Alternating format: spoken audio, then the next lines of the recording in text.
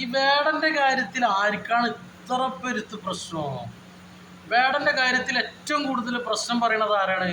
ഞാൻ ഉയർന്ന ജാതിക്കാരനാണ് എന്ന് അഹങ്കരിച്ച് നടക്കുന്ന ആൾക്കാർ മാത്രമേ ഉള്ളൂ.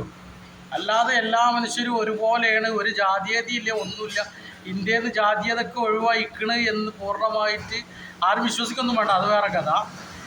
അപ്പോൾ ഇവർ പറയുന്നുണ്ട് എന്ത്, ഇവിടെ ജാതീയത ഒന്നുമില്ല, ജാതീയതക്കെതിരെ സംസാരിക്കാൻ ജാതി ഒന്നും വേണ്ട. നിങ്ങൾ സന്തോഷ് ജോർജ് കുളങ്ങരൻ്റെ കേരളത്തിലത്തെ അല്ലാത്ത വീഡിയോസ്, UP മറ്റേ ഹരിയാനയെത്തി, പഞ്ചാബെത്തി, ഇവിടുത്തെ രാസം വീഡിയോസ് എടുത്ത് കണ്ടാൽ നിങ്ങൾക്ക് മനസ്സിലാവും ജാതീയത ഉണ്ടോ ഇല്ലേ എന്നുള്ളത്.